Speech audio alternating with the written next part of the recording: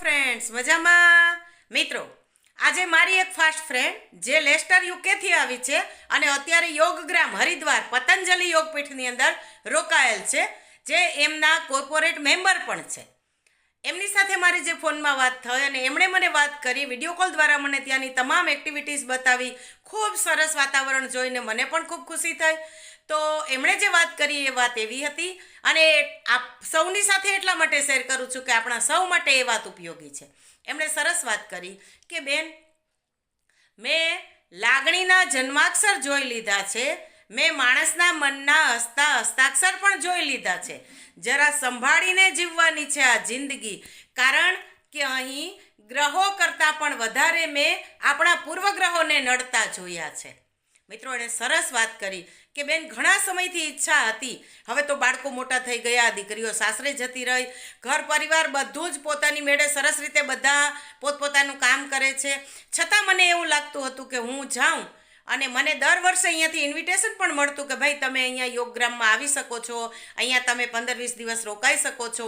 પણ હું એવું કરી અને વાત ટાળી દેતી કે હું જાઉં તો અહીંયા ઘરની બધી વ્યવસ્થા કોણ સંભાળે, બાળકો દુઃખી થઈ જાય, હેરાન થઈ જાય. પણ હું આ છેલ્લા 15 દિવસથી અહીંયા અમે બંને જણા આવ્યા છીએ, ત્યાં લેસ્ટરમાં ઘરે બધું જ બરાબર ચાલે છે, ઉલટાનું ખૂબ સારી રીતે ચાલે છે. કોઈને કાંઈ તકલીફ નથી, કોઈ આપણને મિસ પણ નથી કરતું, અને છતાંય આટલા વર્ષો મેં કાઢી નાખ્યા.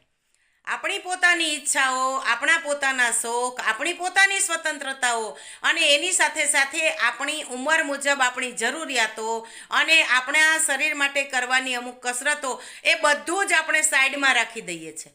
પહેલાં ઘરમાં તમામ લોકોની જરૂરિયાતો પૂરી થઈ જાય, બધું કામ થઈ જાય, બધી સ્વચ્છતા થઈ જાય, પછી હું મારા શરીર માટે સમય કાઢું. મિત્રો, એ ક્યારેય મળવાનું નથી. એમણે ખૂબ સરસ વાત કરી કે બેન, મેં આટલા વર્ષ એમનેમ કાઢી નાખ્યા, છેલ્લા 15 દિવસથી અહીંયા છું, મારી જાત, મારા પતિ, એમની સાથે સરસ જિંદગી જીવાય છે અને એક એક્ટિવિટીઝ છે એ મારા તન અને મનની ખુશી માટે કરું છું. ખૂબ આનંદ મળે છે અને ખૂબ મારી તબિયતમાં પણ ઘણો સુધારો છે. હવે તો મને એ અફસોસ થાય છે. કયો અફસોસ થાય છે? તો કે મને એ અફસોસ થાય છે કે મેં આટલા બધા વર્ષ શા માટે આવી લાલચમાં, આવા પૂર્વગ્રહમાં વિતાવી દીધા કે મારા વગર બધા દુઃખી થઈ જશે, મારા વગર કોઈને કંઈ ચાલશે નહીં. બાળકો નાના હોય ત્યારે ઠીક છે, આપણી બધી જ ફરજો હોય છે, આપણે પૂરી કરવી જ જોઈએ. પણ અમુક લેવલે બાળકો મોટા થઈ જાય, એમના પરિવાર વસી જાય, ત્યારે પણ આપણા પૂર્વગ્રહ છે એ આપણને એમાંથી છૂટવા દેતા નથી. ત્યારે એણે સરસ વાત કરી કે બેન, અહીંયા આવીને મેં પહેલું કામ તો એ કર્યું કે મારા પૂર્વગ્રહોને છોડવાની શરૂઆત કરી. મિત્રો, નથી લાગતું કે આ કામ આપણે પણ કરવું જોઈએ? કદાચ આપણને બધાને પતંજલિ યોગગ્રામમાં જવાની તક ન મળે, પણ ઘરમાં રહીને આપણે આ કામ તો કરી શકીએ એમ છીએ.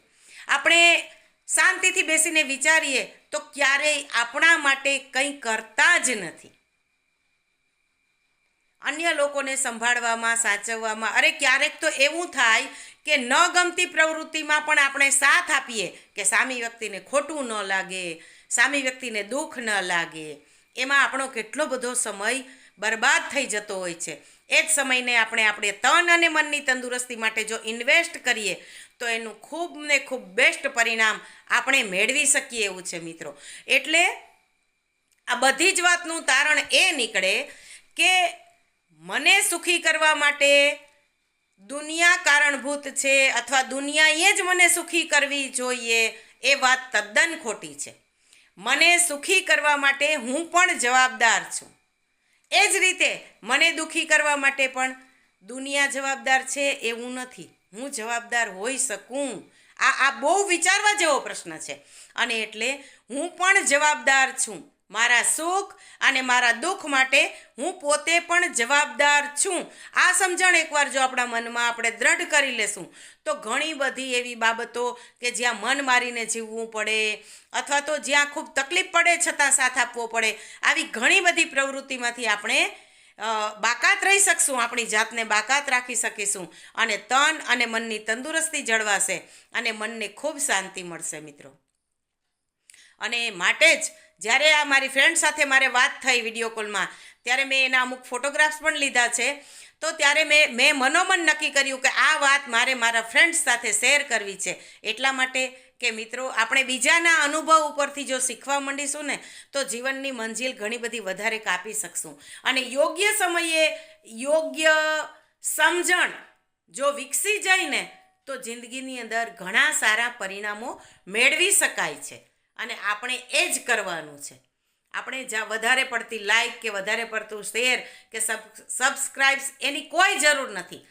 ભલે ઓછા લોકો, પણ આપણે જેટલા લોકો સાંભળીએ છીએ મારી વાત, આપણે બધા સાથે મળીને એવું કંઈક મનોમંથન કરીએ કે બીજાના અનુભવ ઉપરથી આપણી જિંદગીમાં કંઈક બોધપાઠ લઈએ અને આપણી જિંદગી જ્યાં છે, જે એંગલ ઉપર અટકીને પડી છે ત્યાંથી એને ધીમે ધીમે મંથર ગતિએ પણ આગળ ચલાવવાનો પ્રયત્ન કરીએ. મિત્રો, એક જ વાર મળેલો મનુષ્ય અવતાર એડે ન જાય.